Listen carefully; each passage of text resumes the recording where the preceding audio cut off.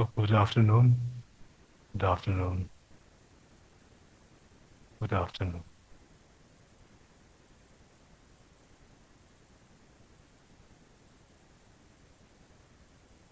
So I thought maybe to first to do a formal reading transmission of Tenje Döba.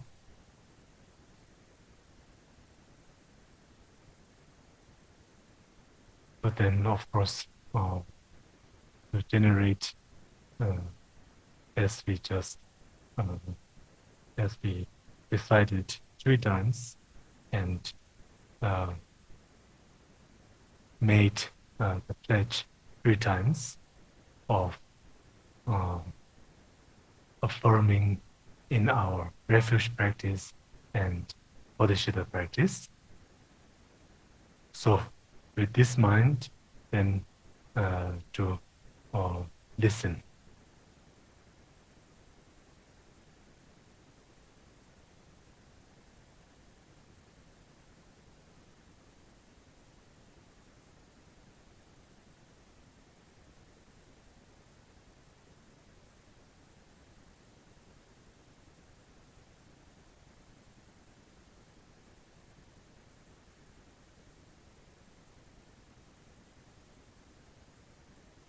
안개 준비인데 지금 방식이 맞아요. 다시 좀 맞는 아무 땡진 저거 좀 숨을 좀 껴봐.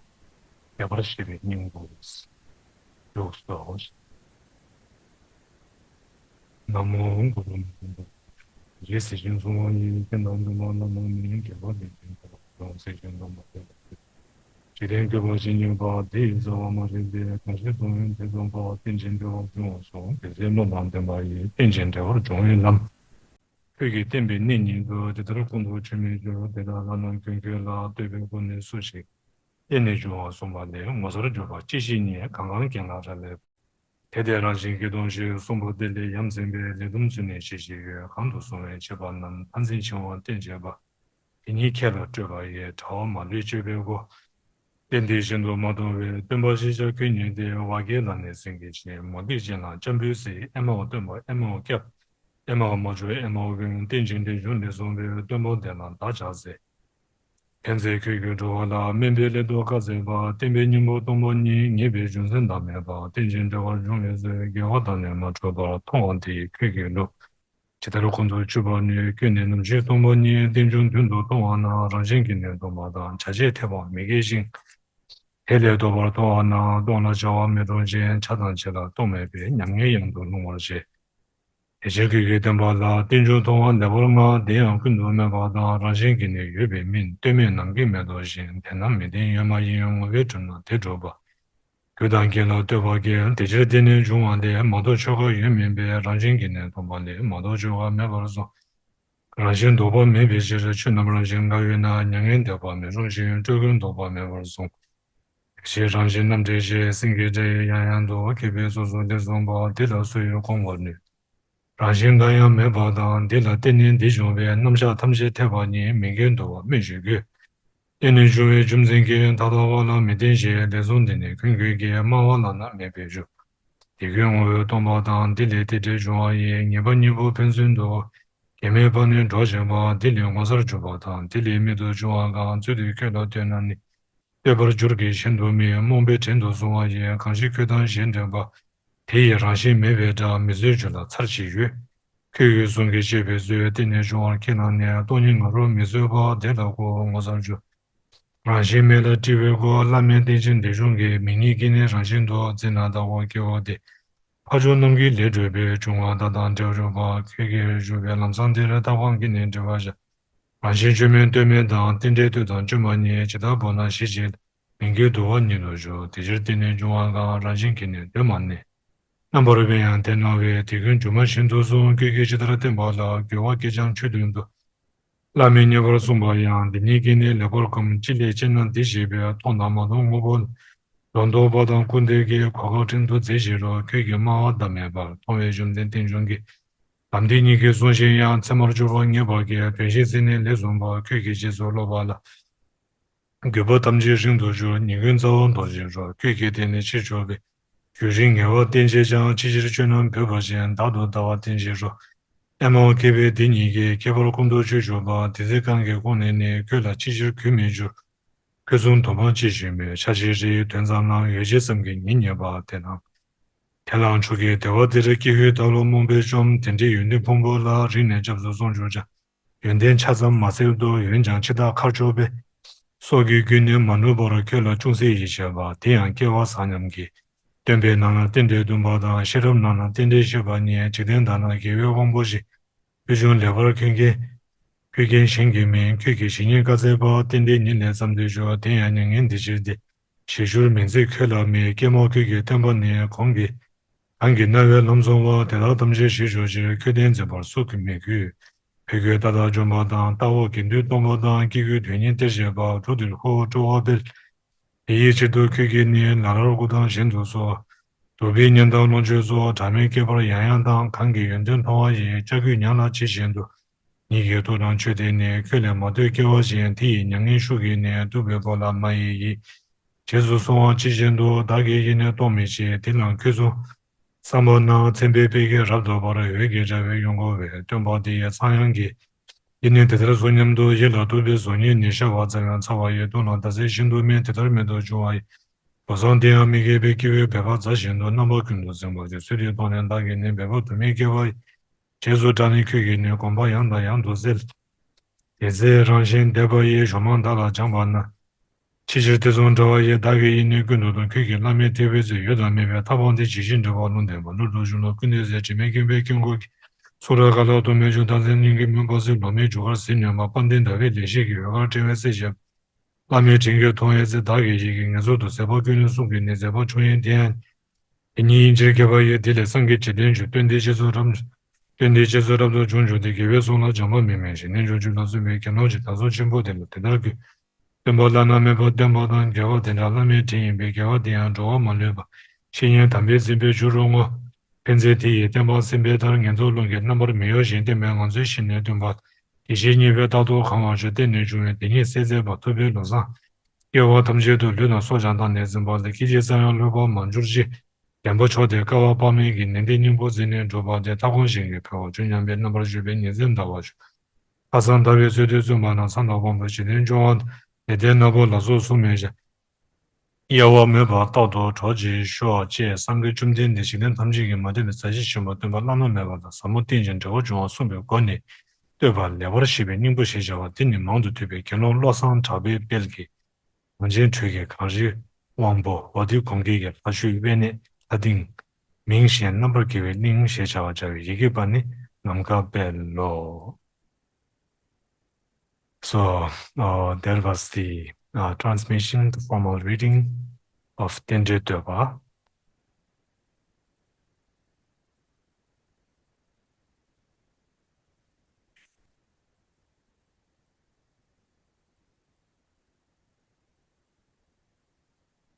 So to share a few things about Demde, this Dende, dependent origination, Pratitya Samutpada. Dependent origination is the conventional nature of our state of phenomena. We are all dependent on causes and conditions, and there is also this dependence. It's not just one way, but it's an interdependent.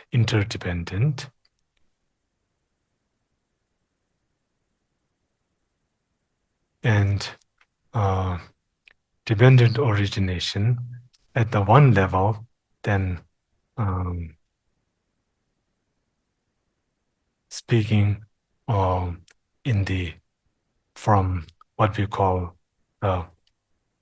impermanent objects, so things that arises out of causes and conditions, then they are dependent origination. And this dependent origination is something like the most basic form or understanding of dependent origination, as uh, as it is mentioned in the sutras, that this is anything that arises out of the three conditions. So the condition without a creator, the condition without a permanent cause, and then the condition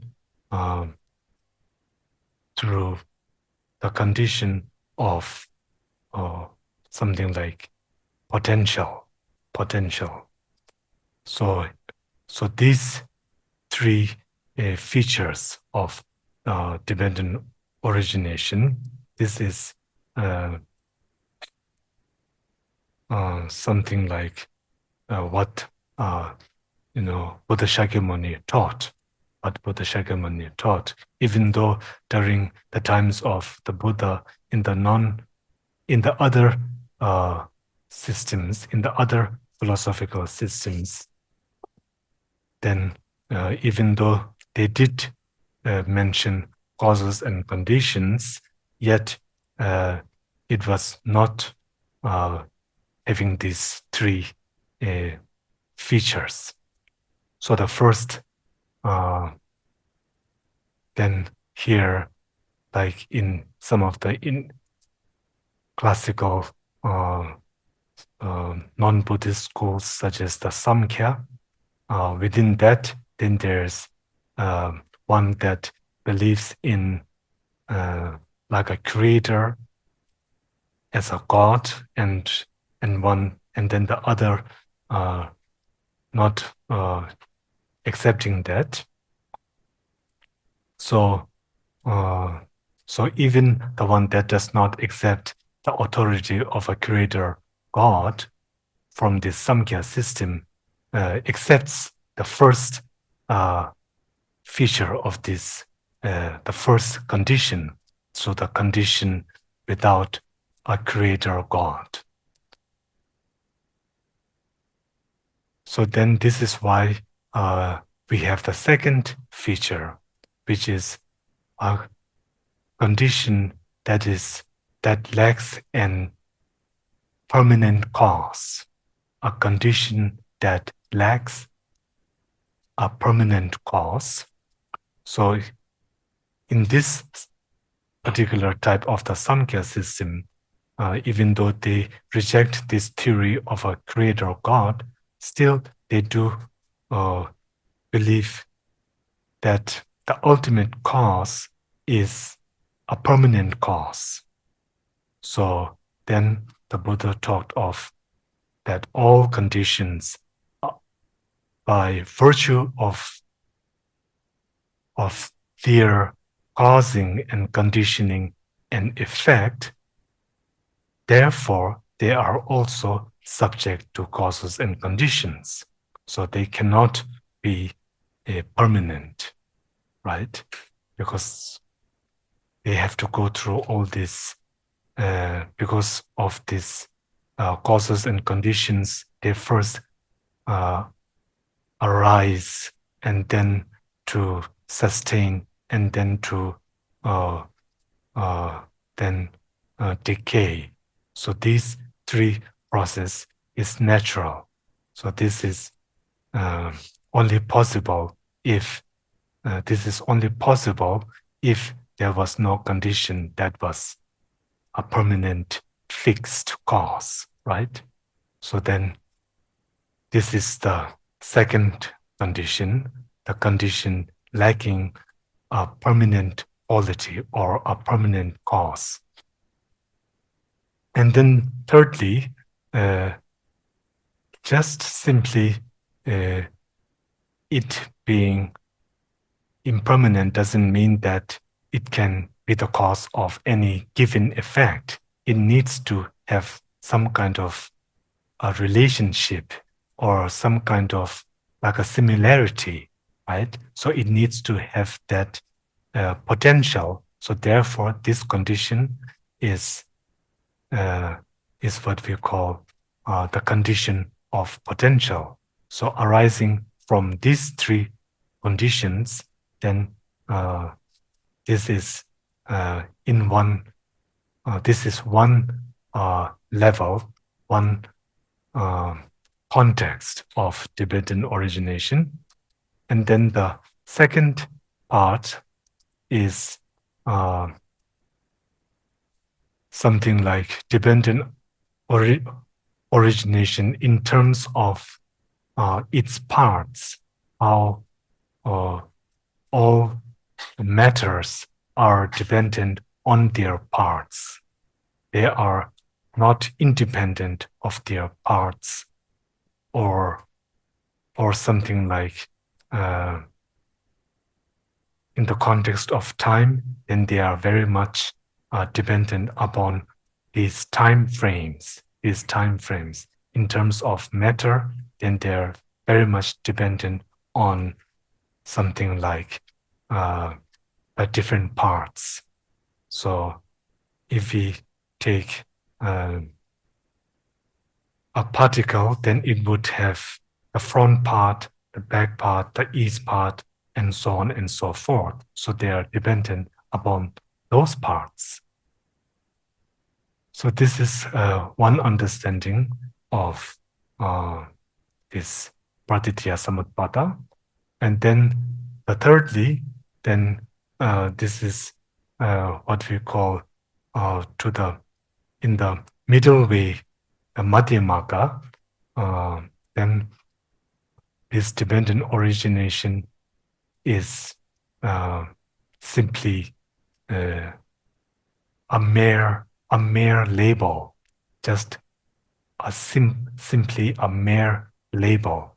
This part, just it being simply a mere label. That relationship between the label and the basis of label.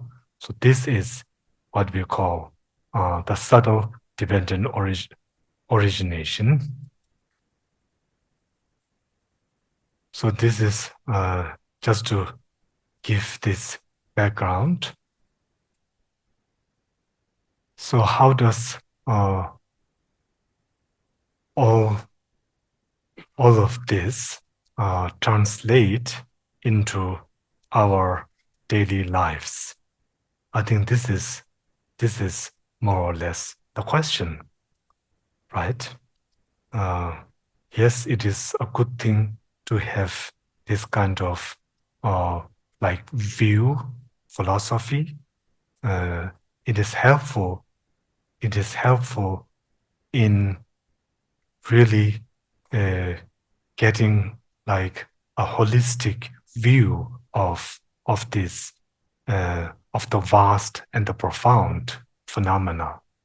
It is very much helpful in that regard.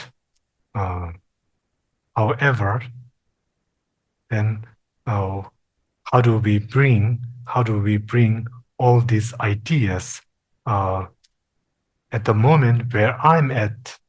All of this seems quite far-fetched or a little abstract.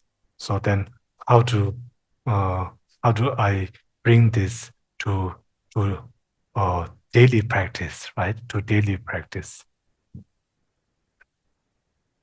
So if thinking like this, then I think especially dependent origination is very helpful when we, for example, in the context of compassion practice, then thinking how, for example, my well-being is so dependent upon others. It is so dependent upon the well-being of others. We all have this interpersonal relationship. between myself and the other. So in this way, this is one way I think we can uh, apply dependent origination uh, for our compassion practice, for our bodhicitta practice, or simply for our refuge practice, for our refuge practice. And then also, dependent origination, the third understanding, the third understanding, the Madhyamika view on dependent origination, then it is helpful. It is helpful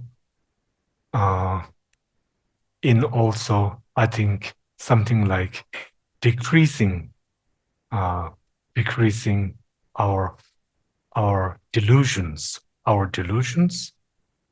uh, our mental afflictions. So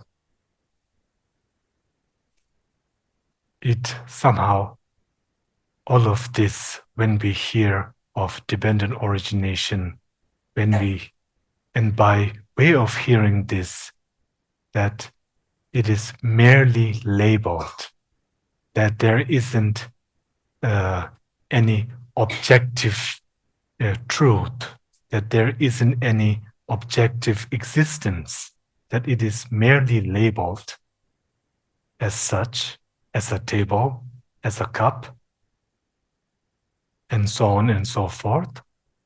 How to use that in a practical manner is to apply that to our delusions, and especially when we think, when we find ourselves thinking, I'm so certain that this is the way, right? When we go through those moments that I'm so certain that it is like that, when we more or less have sort of drawn our conclusions on a matter, on a subject matter.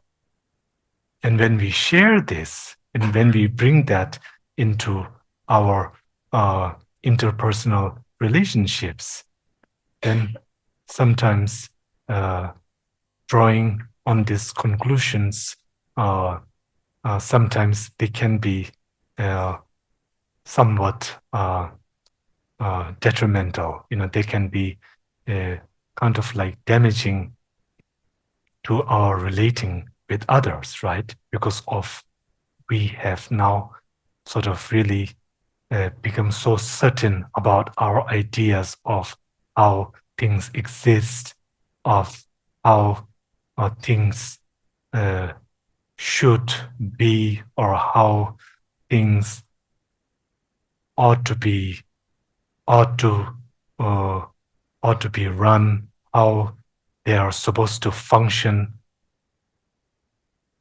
You get my point, right? So in those circumstances, then to really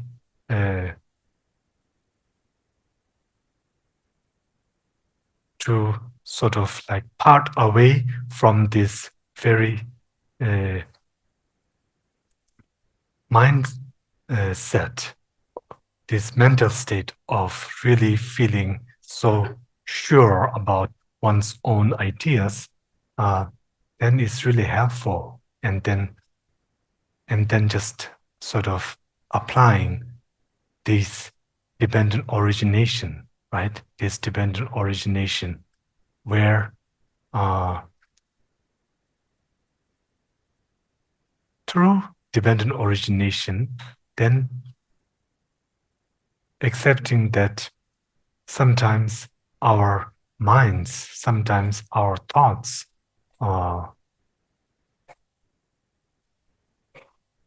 they may not be so true. they may not be so like in tune with reality as we wish for them to be. And also with our delusions, especially, and then by extension, our conceptual thoughts.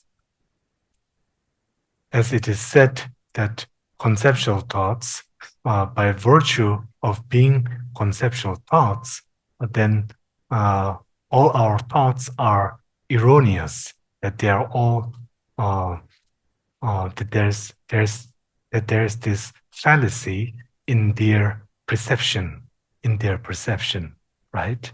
In their perception. Of course, that is not to say that their apprehension is not valid. That is, of course, not to say that. So the apprehension of a particular conceptual thought may be valid, but uh, but the perception is not is erroneous, is not 100% in tune with reality. Because whatever appears to our conceptual mind is that everything appears as real, as truly existing. So I think this distinction, I think, is very helpful. It's very helpful, especially when we are trying to let go of our conceptual thoughts, when we are trying to let go and then sort of becoming less attached to our views, to our emotions.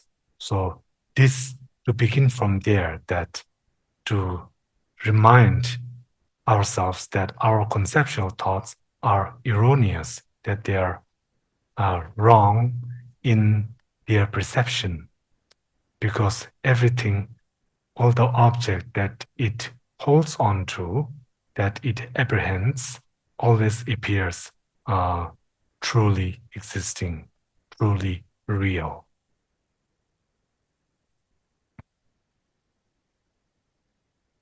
So then I think for that reason, I think then, reality, shunyata, the ultimate nature is then beyond our concepts. It's beyond conception. Even though we can only allude to those words, and then, well, that's basically, I think, all we have for the time being. So we have to somehow work with our conceptual thoughts and try to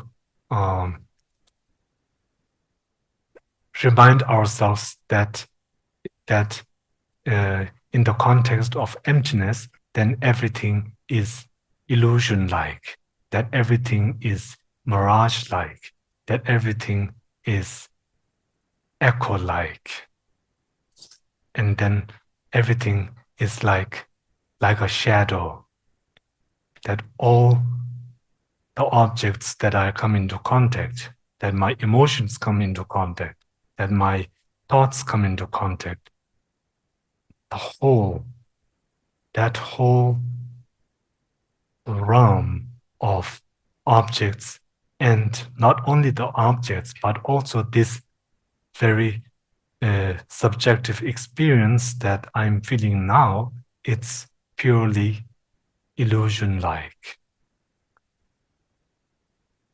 And it's merely labeled. It is merely labeled. It is merely labeled by the conceptual thoughts, by the conceptual mind, and to, I think, apply this view from time to time, especially when meditating on shunyata, then to do it like this. And then, actually, I'm sorry, excuse me, I must say, when coming out of shunyata meditation, then to apply like this, between the in-between sessions, So then to reaffirm in this that what we perceive, that what we hold on to is simply mirage-like, illusion-like.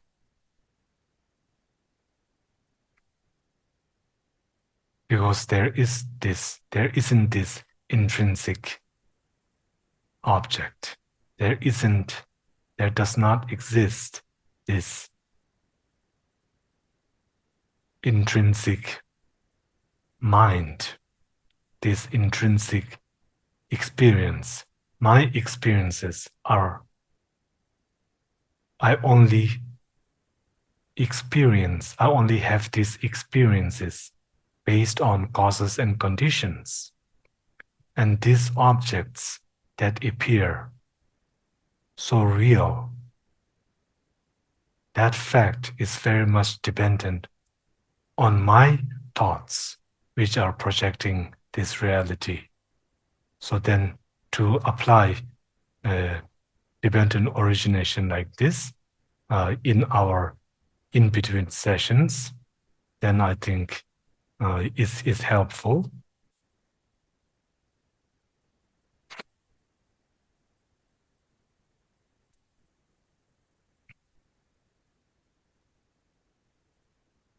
Okay, so now to take something like a short break from all that, then maybe I continue to read the verses in English. So were we on verse 6? I think verse 6, right? By grasping at it, the childish strength and bondage to extreme views. For the wise, this very fact is the doorway to cut free from the net of elaborations. So those who are not prepared not prepared for a subtle dependent origination, then of course they turn away from this view. But those who are suitable vessels, then just upon hearing this, then they are able to understand that this is the doorway to cut free from the net of elaborations. Since this teaching is not seen elsewhere, you alone are the teacher. Like calling fox a lion for a tirthika, it would be a word of flattery. So tirthika is someone, I think it's referring to this other schools of thought that didn't believe, that did not, that rejected Tibetan origination.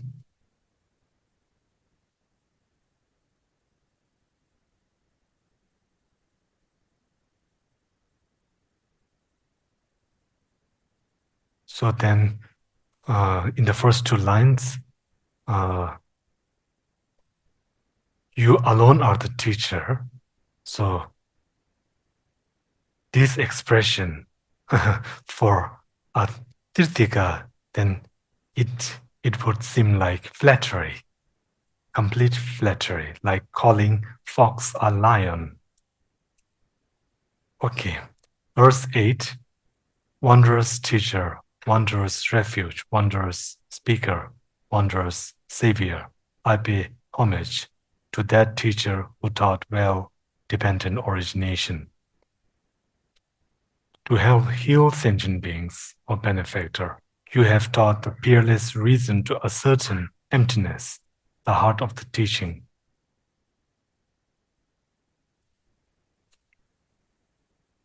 So I think this is really the point of the teaching of emptiness, is to heal our minds, to heal our minds of mental delusions, and specifically avidya, ignorance.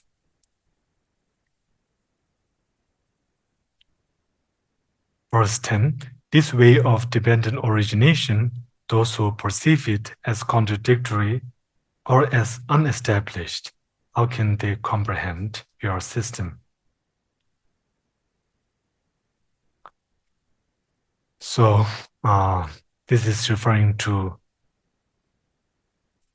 some schools of thought which would actually use dependent origination for the case of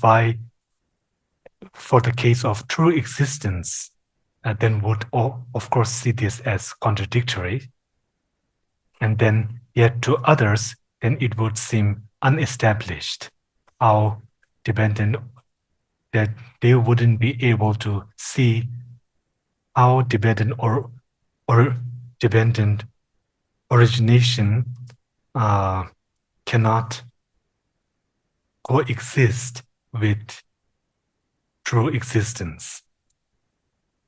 So this is referring to those two school of thoughts.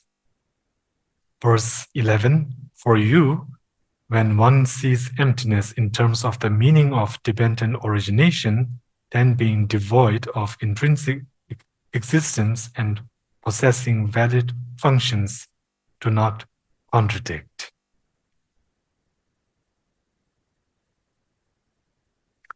So by seeing emptiness as the meaning of dependent origination, then the lack of intrinsic existence and the fact that the world can still function are not contradictory. Verse 12. Whereas when one sees the opposite, since there can be no function in emptiness, nor emptiness in what has functions, one falls into a dreadful abyss you maintain.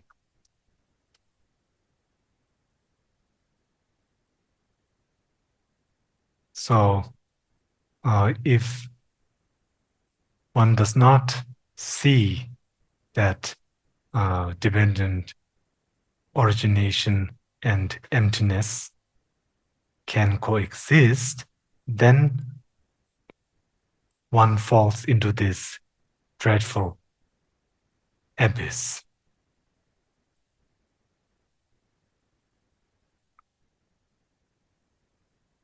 Verse 13, therefore in your teaching, seeing dependent origination is hailed, that too, not as an utter non-existence, nor as an intrinsic existence.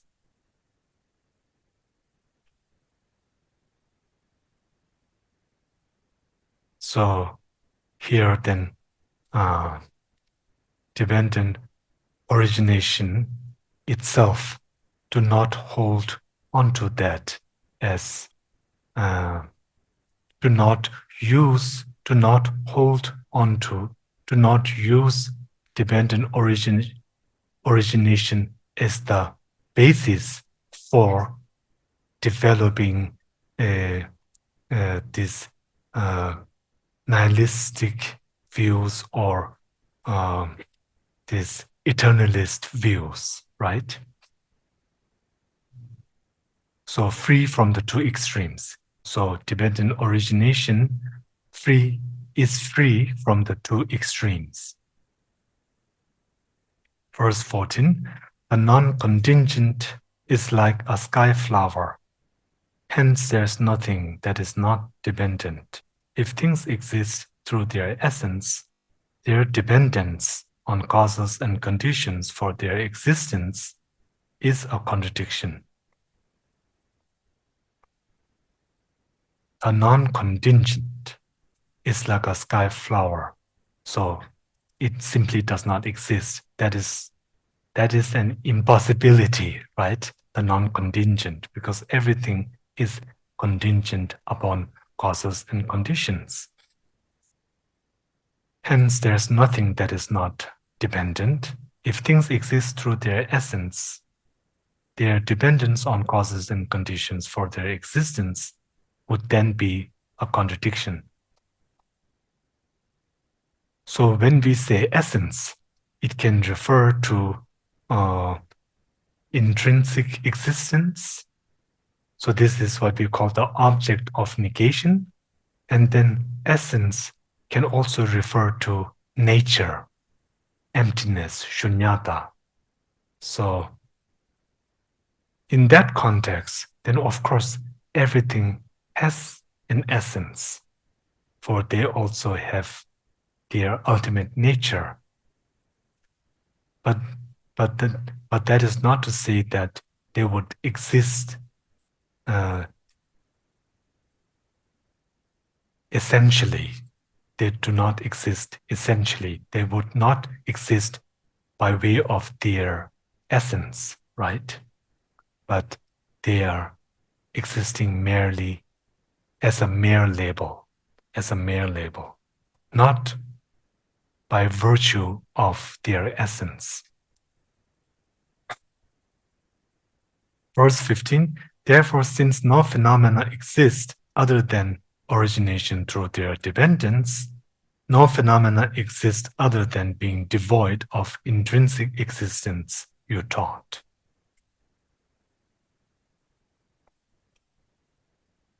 So this is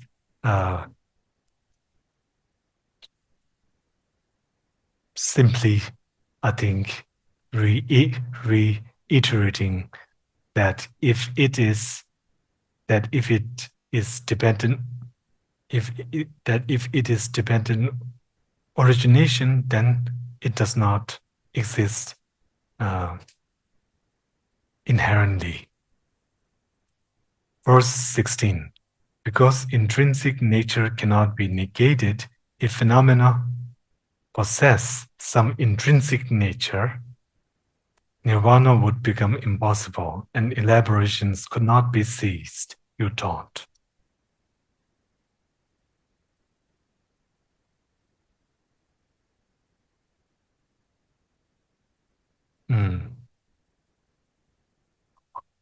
So if, let us say, hypothetically, that if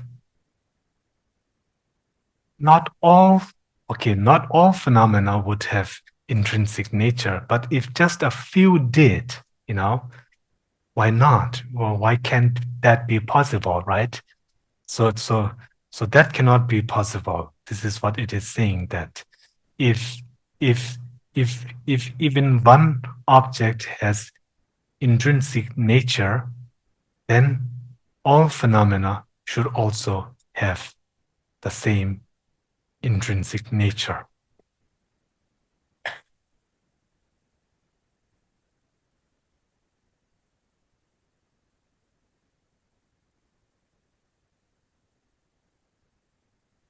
Because logically, you could apply the same for all other phenomena. So this is, hence the word hypothetical.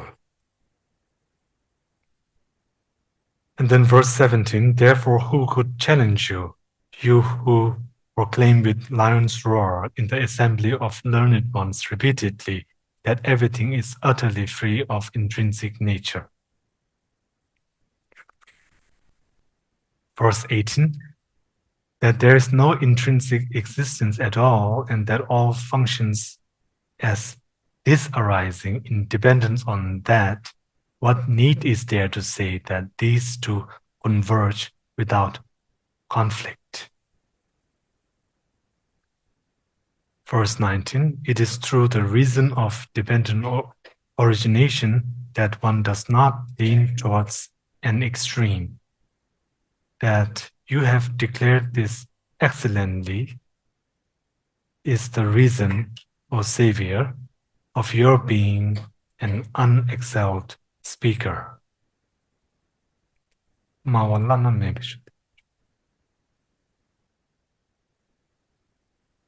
20.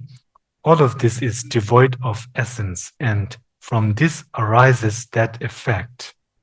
These two certainties complement each other with no contradiction at all. All of this is devoid of essence. This is, I think, from many sutras allude to this line, especially the Paramita Sutras. And from this arises that effect. Then, for example, the Sutra of Praditya Samutpata. So I think is one such sutra. So these two certainties complement each other with no contradiction at all. So here, it is quite clear that here Je Rinpoche is really emphasizing that this lack of intrinsic existence and existence converge, but they do not contradict, right? So this point, I think, is really being emphasized. Because when we say dependent origination, it's just merely labeled. Then if you're not careful, then misunderstanding could arise, right? It's merely labeled. So there isn't such a thing, right? So if the clock is merely labeled, so then does that mean that there is no clock, right? So then, because this misunderstanding could arise, and if it does, then denying the existence of phenomena, then one falls into this abyss, one of the abyss, right, of nihilism. So then this, I think, we can sense this emphasis there. 21. What is more amazing than this? What is more marvelous than this? If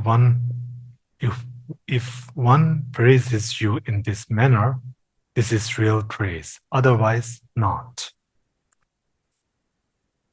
22. Being enslaved by ignorance, those who fiercely oppose you. What is so astonishing about their being unable to bear the sound of no intrinsic existence?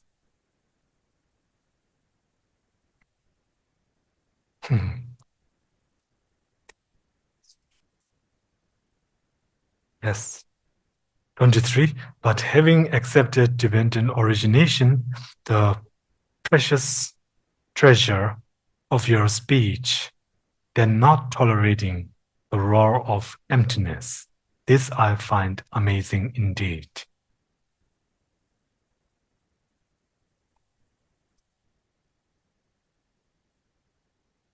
So this is something referring to some of the other schools within the Buddhist philosophical systems.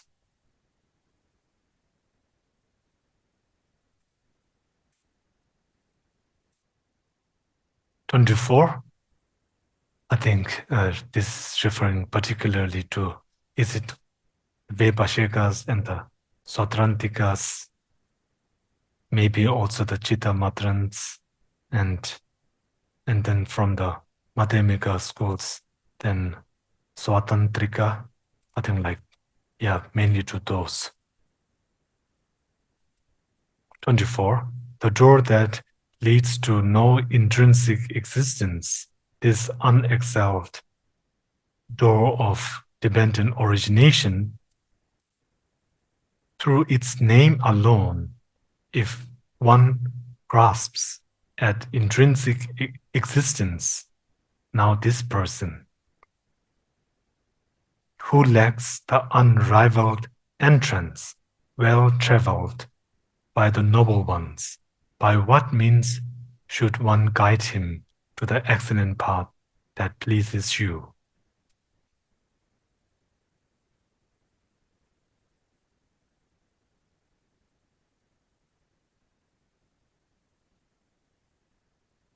Mm,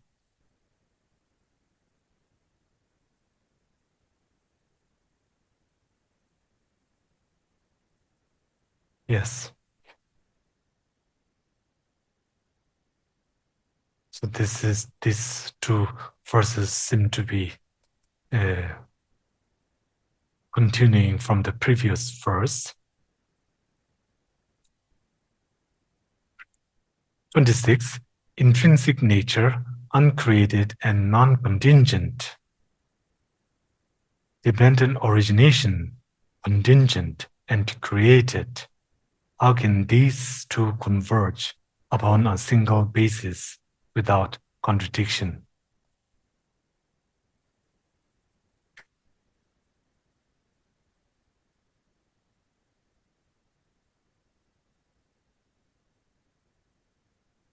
So created here is something like caused, subject to causes and conditions, right? So this is, I think, the meaning of created. 27. Therefore, whatever originates dependently through primordially free of, though primordially free of intrinsic existence, appears as if it does possess intrinsic existence. So you taught all this to be illusion-like. 28. Through this very fact, I understand well the statement that to which you have taught, those opponents who challenge you cannot find faults that accord with reason.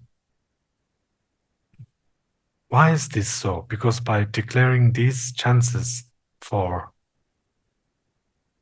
reification and denigration, towards things seen and unseen are made most remote.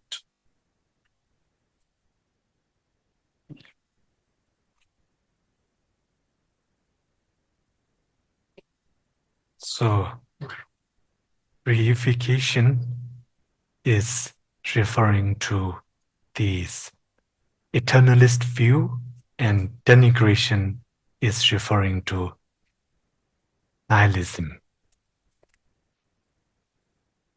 30. Through this very path of dependent origination, the rationale for your speech being peerless, convictions arise in me that your other words are valid too.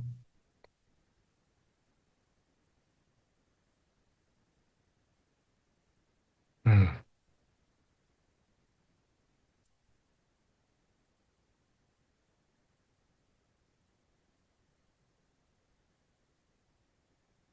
31.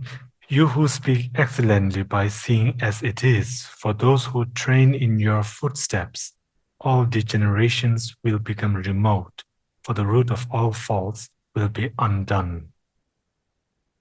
That is true. But those who turn away from your teaching, though they may struggle with hardship for a long time, faults increase evermore, as if being called forth, for they make firm a view of self.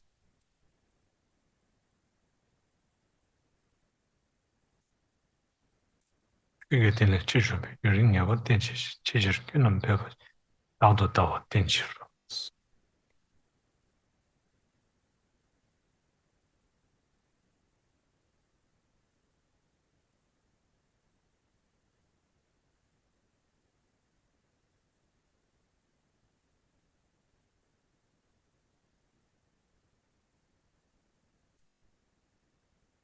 33.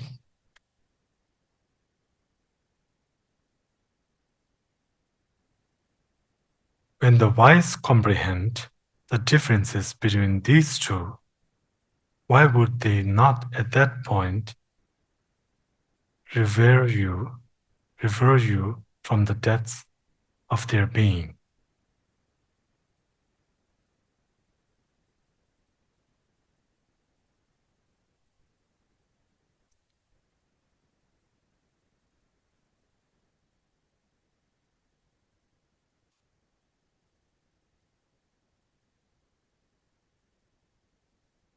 The differences between these two.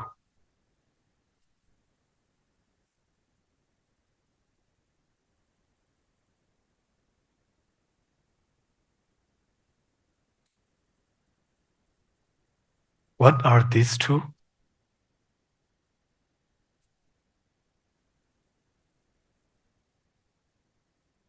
The differences between these two. Which are these two?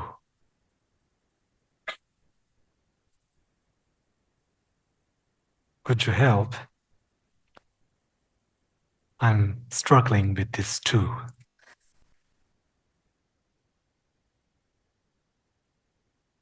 When the wise comprehend the differences between these two,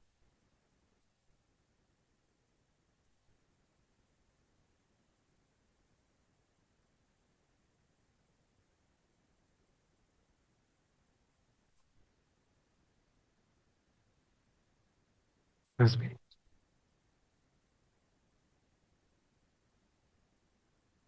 Oh, please, the mic.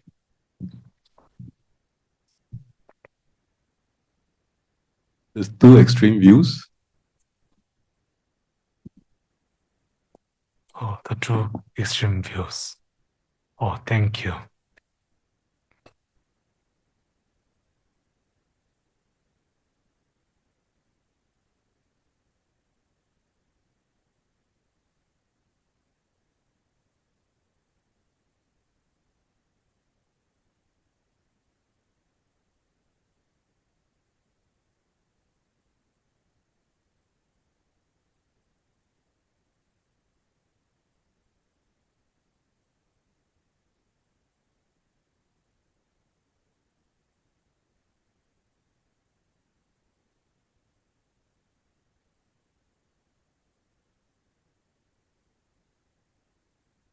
Any other?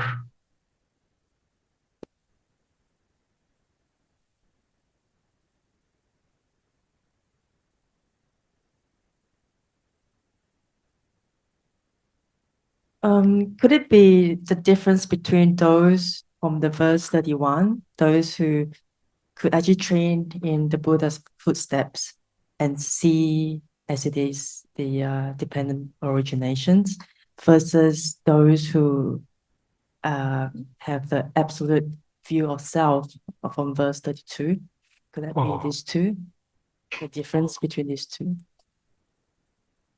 sets of beings? Yes. Yes.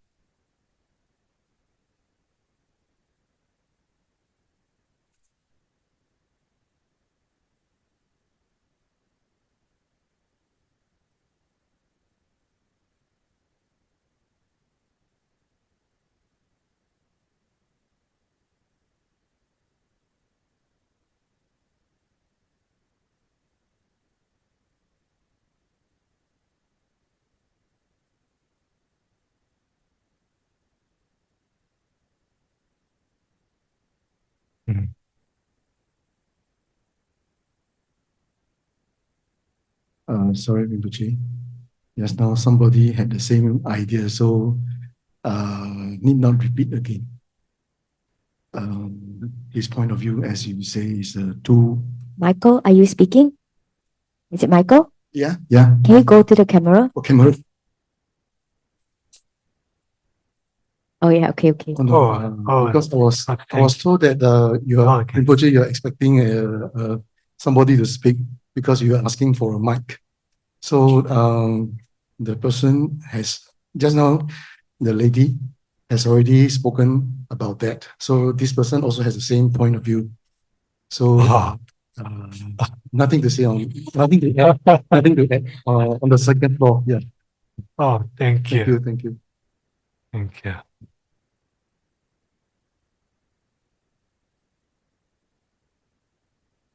Yes. So we are on verse 33.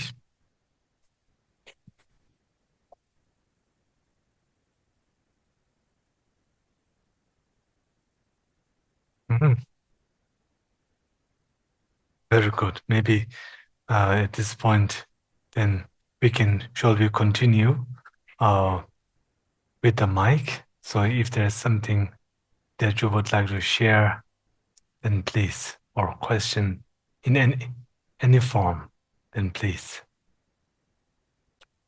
Yes. If you have any questions or any sharing, you can raise your hand and I'll pass you the mic. Li Hong? Okay, Li Hong. Thank you, Rinpoche, for teaching. Okay, I would like to ask regarding this conventional truth and the ultimate truth. So, many conflicts arises due to people holding on to their thoughts very strongly. So some family conflicts also arises due to they hold very strong view on their tradition, the manner, the ethics, and whatever. So how do we balance the two truth, the conventional and the ultimate truth?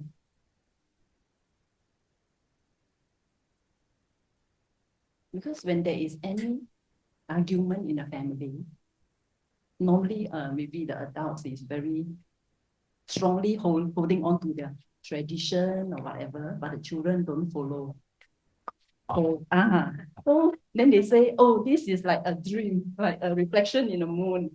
You don't hold on to so strong your values. But you cannot, how do you help them to resolve this kind of conflict?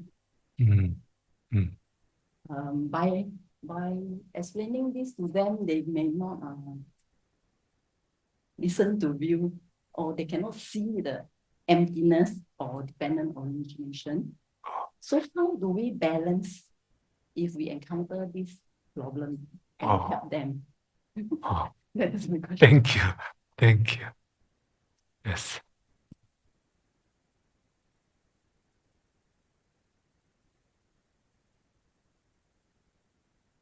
Yeah.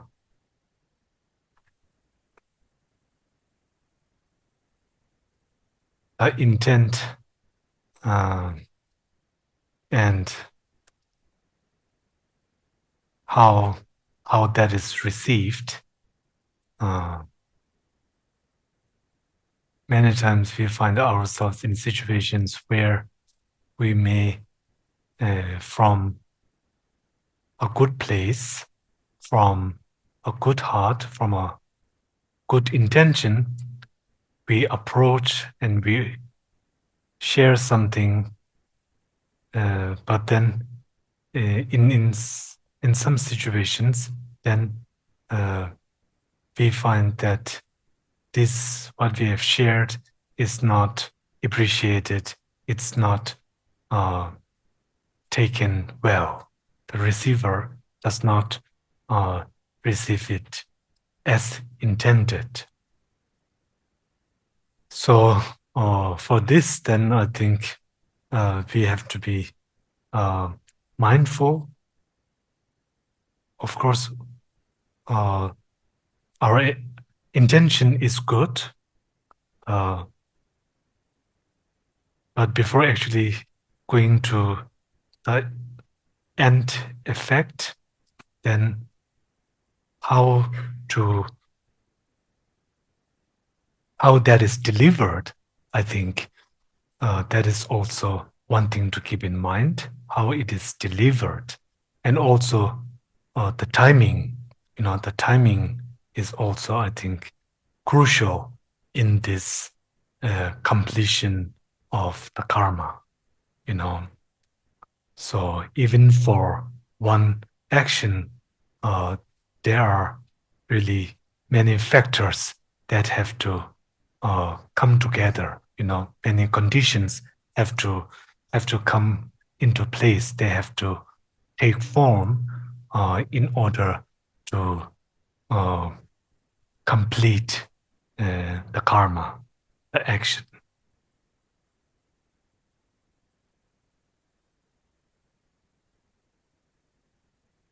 Sort of taking the cue from the situation, from the scenario that you shared, then I think in the when we take the Bodhisattva vows, then the 6 perfections and the 4 what is that for? The 4, excuse me? Was it the 4 binding? Oh no, the 6 perfections and then the 4 ways of gathering disciples, right? So let us not just say disciples in a strict sense, but 4 way of gathering friends, for example, right? So the first is being generous, right? Being generous. So being generous is really the point of being generous is being generous really comes down to the point of being loving, right? Being generous is the practice of love, right? Is the practice of compassion. So this is the first. And then the second, Nyamparmawa. So then something like we usually say like pleasant speech. But the meaning here is, I think, to engage with the person, so that you connect, right? So that you connect with the person. I think this is important, to establish a personal connection and also to simply to connect to the person. And of course, the first step, being generous, being compassionate, is really helpful in connecting to the person, right? So that helps in that process. So then to engage in conversations through which then the person is able to connect with you, feels comfortable, and becomes open, right? Opens to you. So this is the second part about pleasant speech. And then the third is then to once you and the other person now have a good connection or connected, then to offer some guidance or suggestion, to offer suggestion or to really share something like your point of view, and not simply just the point of view, but it is also so helpful to also give the background, of why perhaps that what you're offering is relevant for them, is relevant to the other person. It is so to get that message across, I think is really crucial. It's really crucial to deliver it in such a way that the other person sees the reason for the case, right? The reason.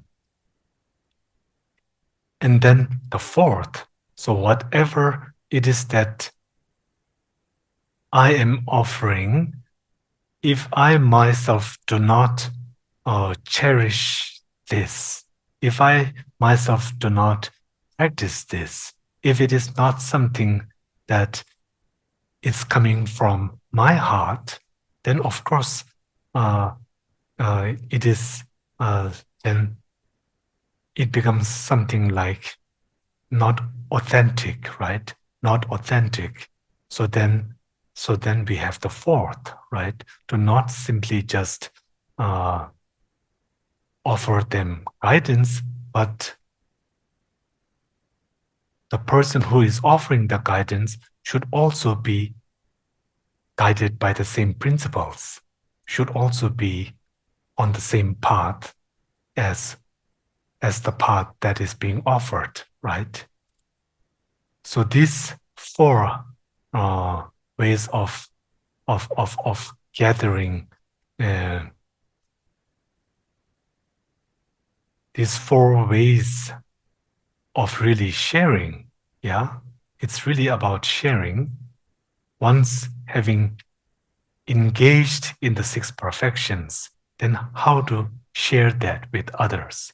So this is four ways of gathering. And I think we can learn so much from those teachings and then bring it to different contexts, to our situations, right? To our daily experiences, especially as a parent or as a daughter, as a son, as a friend, as an associate, we can apply this on so many different levels in so many different daily life examples.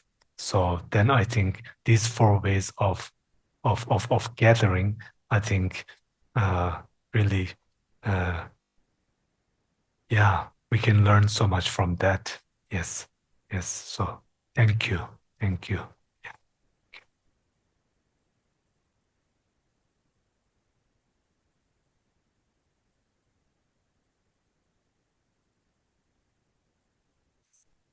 Rinpoche. My questions is more related to in the view of emptiness. So, like before we reach the stage where we can have that meditative concentration to realize that to have that non-conceptual realization of emptiness. But on a daily basis, when we practice dependent origination, or we try to kind of conceptually have the view of emptiness. But in our daily life, how can we sustain that without having that feeling of like, whatever else that we are doing is quite mundane, like, because then ultimately, like, can't really say that in words, but like, you have that sense of like whatever you do might not have such meaning, and you just want to just drop everything and go and study Dharma and meditate more. Like how do you advise on to safeguard yourself on that, like, because you still have your societal responsibilities to fulfill? Thank you.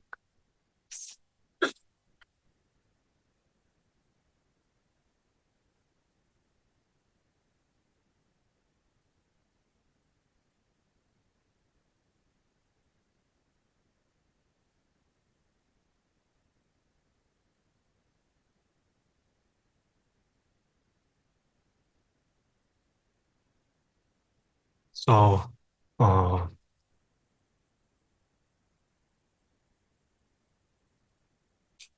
even when we have renunciation, when we have renounced, of course, renunciation is not about renouncing sentient beings. It is not about renouncing society or one's responsibilities. Even as a householder, even as a social person, even as being part of this community.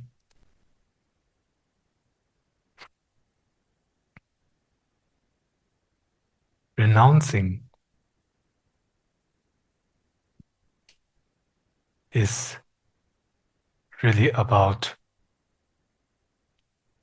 striving for nirvana, for liberation.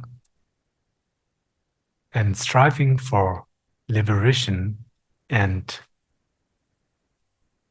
being part of this society, or simply somehow surviving in this society, there is no contradiction there. There is no contradiction there. On the contrary, our practice, since we are all in one way or another aspiring for this great path to the state of Buddha, then bodhicitta is the main practice. And being in society, I think, really presents the practitioner with lots of opportunities to practice the 6 perfections. As you know, the story of this one,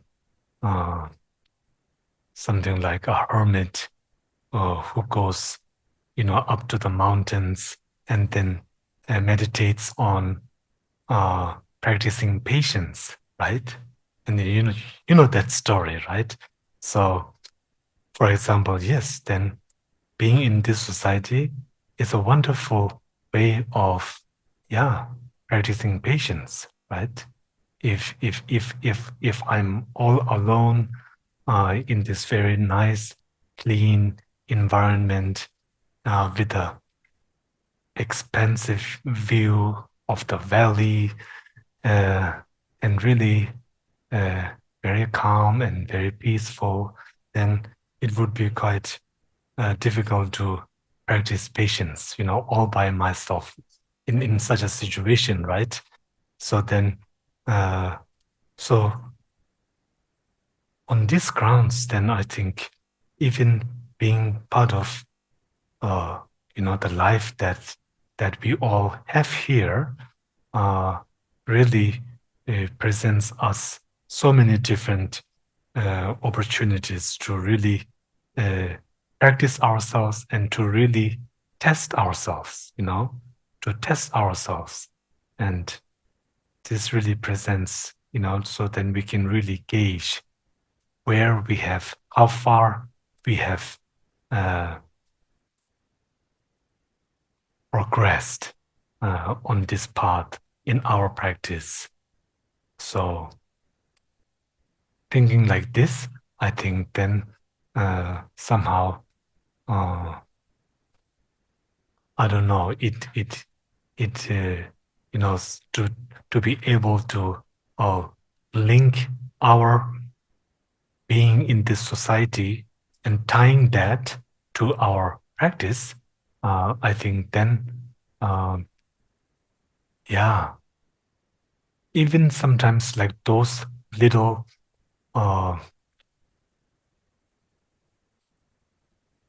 like those moments when we feel, like, I just want to practice Dharma, I want to get out of this society, even those kind of moments, sometimes, like from sometimes my experience, then sometimes it is coming from perhaps not like real, genuine renunciation, but it is something like almost like burnout, that kind of thing, you know. So if it is something like this, then of course, this can only uh, this can only go so far, right? I'm so limited by that. So then to really meditate on the Lam Rim, meditate on the graded path, and then going on those points, and then reflecting, and then meditating on that, then this wish, whatever striving arises, then it's everlasting, right? It's everlasting. So that's how I like to think of it. It's as when I feel this kind of like little bursts of this kind of things happening, then I just tell myself, okay, now don't get any strange ideas. Yeah. and simply just, to face reality. And this is my reality. Due to my karma, this is my reality, and I have to deal with that. And I have, through the kindness of the gurus and of countless sentient beings, I have really this access to the Dharma. And now I just need to stay focused on that. Just stay focused on that. And as we say, if you have like a two-pointed needle, you won't be able to saw, right? So we have this saying something like this. So without having these doubts and simply just continuing on the path and continuing your practices, and really, just being joyful, being joyful, being joyful for the for all the fortunate, for all the for our fortunate state, for my fortunate state. I just have to be joyful, just simply be in joy, and then continue and really there's really no place for doubt when we have this joy, I think. So thank you. Thank you so much. Very Thank you. beneficial.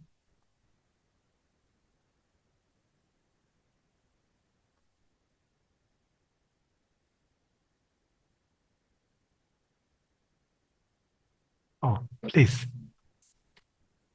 Oh,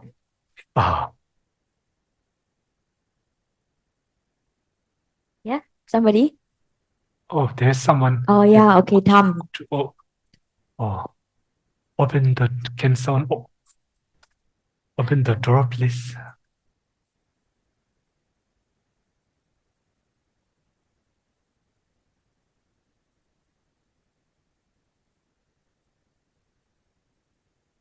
Yes. Good afternoon, Rinpoche. So my understanding of dependent origination is that there's no real self, rather. That means you can't call your hands is yourself, you can't call your name as yourself. That's what my understanding. So I'm just wondering if this is the case, then what are we then? Excuse me? So what are we? So we don't really have our own self. We don't really have, let's say, for instance, my name itself is not myself, and my hands and my legs are not myself. That's my understanding. So if this is the case, then who am I? Oh, yes.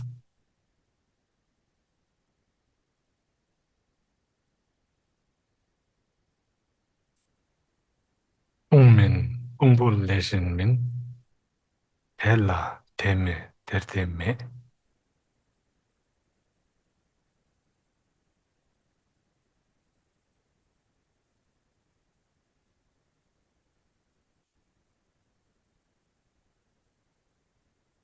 Pungmen, pungbu, lejen tella, teme, terte me, tijishaba, pungdeme, tijishaba, kanshigins. Yes, yes. So, I think maybe you are perhaps referring to this 5-point reasoning. This is really profound.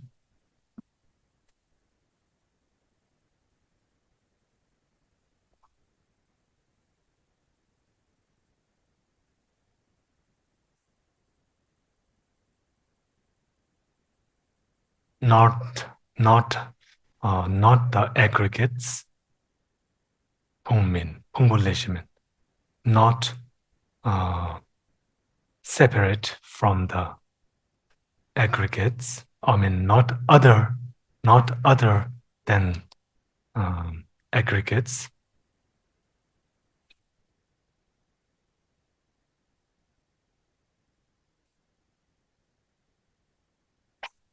It does not possess aggregates, and neither does the aggregates possess it. The Tathagata does not have aggregates. Then what is the Tathagata, right? And His Holiness says that in his own practice, for his own practice, he changes the word from Tathagata to me, I.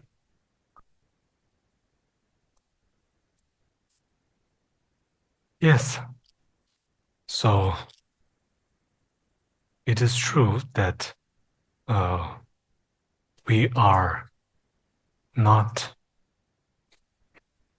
any of these parts or any of the 5 skandhas, the 5 aggregates, nor are we other than the aggregates.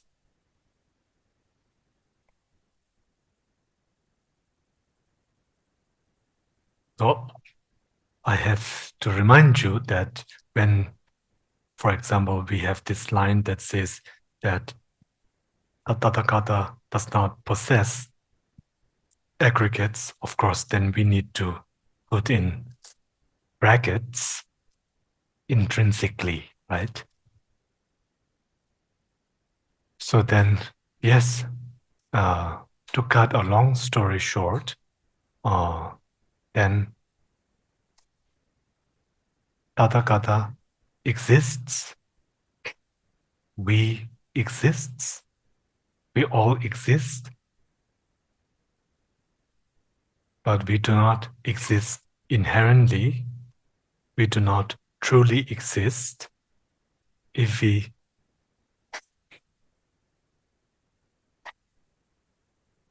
had truly existed, then it is not everything will be everything, right? Everything will be everything. And then it's like there can be, we won't be able to make any kind of distinctions for saying that this is this or this is not that. There will be no reasoning for that, yeah, because of this true existence. So, in a sense, then their functions and reasoning will become irrelevant in the face of true existence. Yes, yes. Thank you. Thank you. Yeah. So then I think we have now approached our time. So then